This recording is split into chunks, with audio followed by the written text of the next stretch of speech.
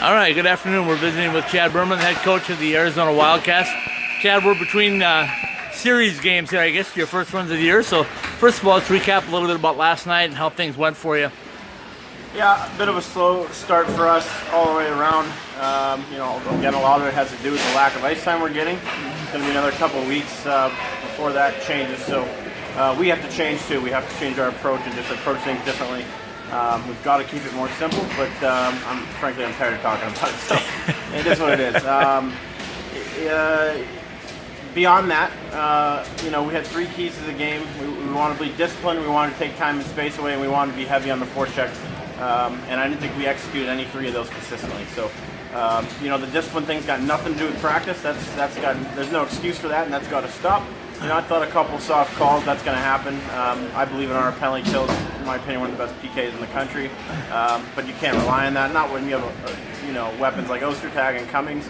They'll make you pay, and which is why time and space on them is essential. It's disappointing it's disappointing that things we can control, the discipline stuff in particular, we didn't, and it's got nothing to do with practicing. That's between our ears, and we're going to take the next step as a program. It's got to stop, and it will stop starting now. I guarantee that. So talk a little bit about the flow of the game last night. I thought it was very fast-paced. Is that kind of what you expected out of there last night? Yeah, I mean, it's always, it doesn't matter the ranking. These games are always intense. It's a heated rivalry, probably the best rivalry in the ACHA. So it's always like that. It's always high-paced. We think we've got a good skating team. We're a little banged up right now, but we think we've got a good skating team with size, too. So we think we can play a lot of different games. And, unfortunately, we didn't do enough details to take care of business on the road. Just lost too many blue lines to expect to win if you're going to play on the road. So tell me a little bit about the play of Garrett last night. I thought he was pretty good. Yeah, he started slow. Yeah. And again, it's because he's not practicing. There's nobody affects more when we're not practicing than the goalies. If they're not getting shots, there's just no way to simulate that. So slow start, I thought. 2-on-1 short side. I think he'd like to have that back. The other short side at the other end. I think he'd like to have that back. And then the second half, the light bulb came on. I think he started getting more comfortable. And he absolutely kept us in that game. They had some point-blank opportunities that, quite frankly, they should have buried. So we're talking about the rivalry between you guys. You guys will play 8 times, so 1 down, 7 to go. So as the season progresses, what do you expect to see? Anything differently happen as the season goes on, or what's your thoughts about the whole rivalry situation? Well, I think it's great. It's great for the rivalry. Historically speaking, I'm not sure that both teams have been, good teams at the same time. Yeah. I know way back in the day, Arizona was, dominant through like a 60-game win streak, and then ASU obviously went on like a 36-game win streak. So I think it's cool that, and it's great for the rivalry. We've got 2 evenly matched teams here that should be exciting series. I got a good sense of what they've got. I'm sure they've got a good sense of what we've got. So, I'm sure we'll have some chess matches here moving forward, and that stuff's all fun. But, for us, we've got to nullify that top line. That starts with time and space. So. Let's get specific about tonight. I know you guys are a little banged up. I'm sure they're maybe a little banged up too, but you want to talk a little bit about the players you have that are down tonight? Yeah, I mean, Kyle Farguson's going to be out with a separated shoulder here for a little bit. Unfortunately, he's a big loss for us because he's a guy who puts up a lot of goals, and I'm not sure he's even quite hit his stride yet. So we were kind of hoping to get him going more here yet. That's a big loss for us. And then Brian Shear's banged up. He's a matchup guy for us. Brings a lot of energy in battles, small battles, and he's really good at winning. So.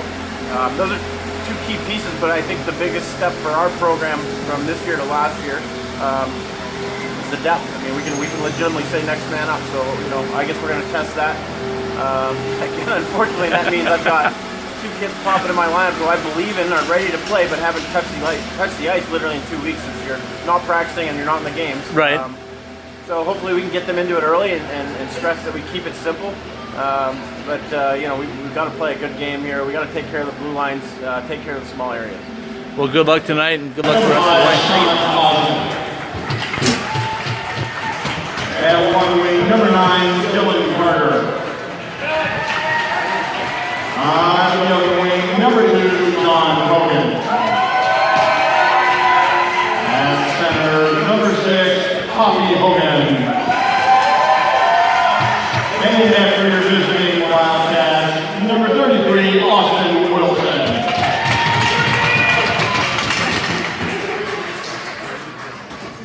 And now, starting lineup 3, your Arizona